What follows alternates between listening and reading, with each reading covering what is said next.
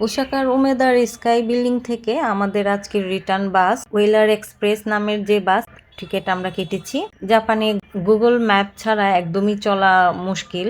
Google map থাকলে যে কোনো জায়গায় যাওয়া যায়, আর বিশেষ করে যারা সাইকেল জানেন তাদের জন্য হাঁটাটার কোনো প্যারা নিতে হয় না। আর আমি যেহেতু সাইকেল জানি না, তো আমাকে অনেক প্যারা নিতে হয়েছে। আমার মেয়ে সাইকেল জানে, কিন্তু তারপর আমি জানি না। আমার মেয়েও আমার সাথে সাথে খুব কষ্ট করছে। তো এটা হচ্ছে ওসাকার উমেদা স্কাই বিল্ডিং, আর আমরা এখানে প্রায় 20 মিনিট ধরে হেঁটে এই জায়গায় এসেছি। গুগল এত জায়গা আমাদেরকে হাঁটিয়েছে সেটা আর বলার মতো না। ফাইনালি আমরা টাইমলি আসতে পেরেছি।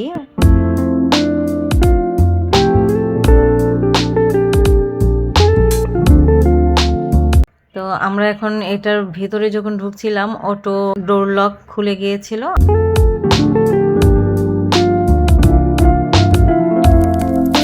আর এই যে ওয়েলার এক্সপ্রেস, তাদের এখানে এটাই নির্দিষ্ট করা একটা ব্রাঞ্চ।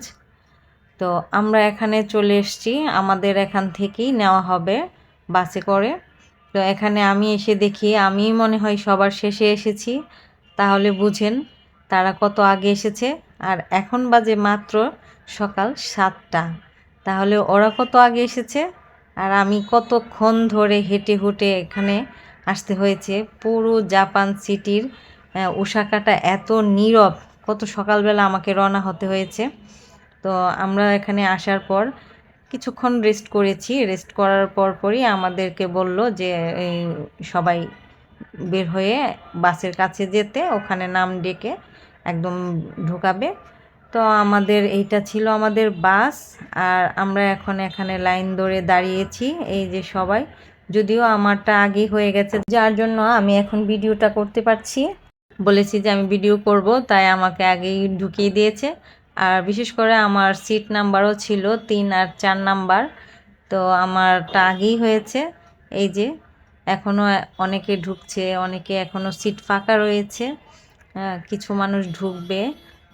আর এই যে দেখেন, একটা বাসের ভিতরে কি না সুবিধা আছে, ব্ল্যাঙ্কেট আছে, পানি আছে, তারপরে প্রত্যেকটা সিট কিন্তু একদম আবার আপনি ঘুমাতে পারবেন সেই রকম করেই মানে বাসের সিটগুলো তৈরি করা। এই যে আমার মেয়ে যে বসেছে, ও কিন্তু একদম সিটের ভিতরে এই যে ওর পুরো এই যে ক্যাপটা লাগানো যাচ্ছে। হ্যাঁ, এটা আবার মাঝখানে আবার গ্লাসটা উঠানো যায়, মানে দুইজন যাত্রীর কেউ কারোর সাথে দেখা হবে না, কোনো কথা হবে না। এই ঠিক এইরকম স্টাইলের কিন্তু। হ্যাঁ, যদিও আমাদের 2টা সিট, তো আমাদের কোনো সমস্যা হচ্ছে না। তারপর এটা আমি দেখানোর জন্য এরকমটা দেখাচ্ছি। তো মানে এখন এই সিটগুলা ঠিক এইরকমই, প্রত্যেকটা সিটের মধ্যে এইরকম আছে। কেউ কারোর চেহারা দেখতে হবে না, কথা বলতে হবে না কারো, মানে যার যার নীরব নিস্তব্ধ হয়ে কিন্তু ঘুমানো যাবে। তো আমাদের এই যে সিটগুলো ছিল এখানে 3 নাম্বার আর 4 নাম্বার, আর এখানে কিন্তু সব কিছু লেখা থাকে জাপানিজ ল্যাঙ্গুয়েজে।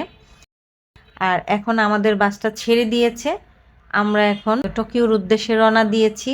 টোকিওতে এই যে যেতে যেতে আমাদের সেই গ্রামাঞ্চলের মতোই কিন্তু রাস্তাঘাট খুবই ক্লিন, একটু কোনো ভাঙা রাস্তা কিচ্ছু পাবেন না। হ্যাঁ, তবে খুবই মসৃণ স্মুথ আমাদের বাস জার্নিটা হচ্ছে। তো যাই হোক, এখন আমাদেরকে এক জায়গায় রেস্টে দিয়েছে, মানে ব্রেক দিয়েছে, এটা হচ্ছে টয়লেট ব্রেক যেটাকে বলে। তো অন্যরা টয়লেট ব্রেকে গেছে, অনেকে পানি খেতে যাচ্ছে। আর আমি আর আমার মেয়ে এসেছি এখানে, হ্যাঁ, ভেন্ডিং মেশিন থেকে কিছু কিনে খাওয়া যায় কিনা, কারণ আমরা এত সকালবেলা এসেছি, কিছুই খেতে পারিনি, কিছুই কিনতে পারিনি। বাসের মধ্যে খুব একটু কষ্ট হয়ে গেল। এখন মেয়েটা তো না খেয়ে কতক্ষণ থাকবে। তো আমরা আসলে সকাল 7:50-এ ছেড়ে এসেছি ওসাকা। আমাদেরকে সন্ধ্যা 6:30টায় শিনজুকুতে গিয়ে নামাবে। চারপাশে একদম নীরব নিস্তব্ধ, আর এত সুন্দর পরিবেশ, ঠান্ডা শীতল হাওয়া দিচ্ছে, মানে এখানে হাঁটতেই মন চাচ্ছিল অনেকক্ষণ, কিন্তু সময়ের স্বল্পতার জন্য আমরা বেশিক্ষণ এখানে স্টে করতে পারবো না।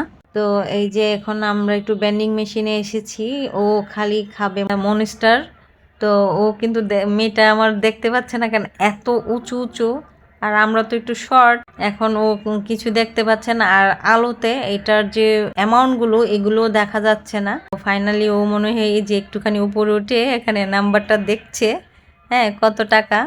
যদিও আমি জানি, তারপর আমি ওকে কষ্ট করাচ্ছি। এটা হচ্ছে 230 ইয়েন করে প্রতিটা মনিস্টারের প্রাইস। তো আমরা কোল্ড ড্রিঙ্কস কিনে বাসের মধ্যে উঠে আবার বসলাম। টাইম ছিল অনলি 10 মিনিট।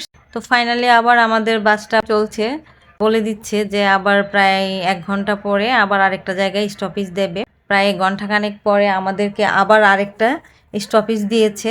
এটা হচ্ছে দুপুর যেহেতু হয়ে গেছে, এখন দুপুরের খাবারের বিরতি দিয়েছে। কয় মিনিট? মাত্র 15 মিনিট। ঠিক 15 মিনিট পরে আমাদের বাসে আবার যেতে হবে। হ্যাঁ, আমরা এখানে নেমেছি। আর এই স্পেসটা পুরোটাই কিন্তু মানে এই শুধু খাবারের। আর এই যে এত বড় বিল্ডিংগুলো দেখছেন এই মাথা থেকে ওই মাথা, এটা কিন্তু ভেতরে পুরোটাই খাবারের স্পট। আমি ভেতরে যখন গেলাম, গিয়ে দেখি এখানে অন্য কোনো কিচ্ছু নেই, অনলি খাবার স্পট। আর এখানে একটু আগে তো আমি দেখালাম, এই যে দেখেন পুরো জায়গা এরিয়া জুড়ে এখানে শুধু বাস আর বাস। আর যারা প্রাইভেট কার নিয়ে এসছে, হ্যাঁ, যার যার মাইক্রো নিয়ে এসছে, সবার কিন্তু এই সবই এখানে। এটা হচ্ছে একটা মানে বিরতি স্পট। এই যে আমি বলছিলাম না মনিস্টার 230 করে, তো এই যে 230 ইয়েন করে এখানে প্রাইসটা দেখা যাচ্ছে বলে আমি কিন্তু দেখাচ্ছি। হ্যাঁ, মেয়ে আমার তখনই কিনে ফেলেছে ওইখান থেকে মনেস্টার একটা। যদিও আবার এখানে আবার একটা কিনেছে, ও শুধু মনেস্টারই খেতে পছন্দ করে। ওখানে কিনেছিল গ্রিন কালারটা আর এখানে কিনেছি পিঙ্ক কালারটা। তো ফাইনালি আমরা লাঞ্চ কমপ্লিট করে আমরা আবার বাসে উঠে গেছি। তো উঠে আবার আমাদের বাস চলতে লাগলো। আমরা সেই এখন যে যাব একদম সিনজুকিতে গিয়ে পৌঁছাবো।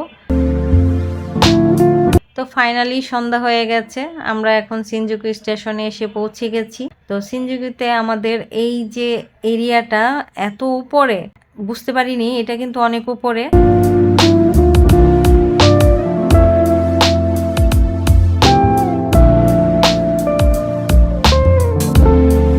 আমি এরিয়াটাতে নেমে আমরা স্টেশনের বাইরে চলে এসেছি। হ্যাঁ, এখন হচ্ছে আমরা সিনজুকু স্টেশনের সামনে আছি। এই যে এটা হচ্ছে সিনজুকু স্টেশন। আর এত শীত আর ঠান্ডা, সাথে এত বাতাস, কি বলবো, মানে আমরা একদম কাবু হয়ে গেছি। তো আজকে এই পর্যন্তই। বাই বাই, টাটা, আল্লাহ হাফিজ, সবাই ভালো থাকবেন। আবার নেক্সট একটা ভিডিও নিয়ে আসবো। টাটা।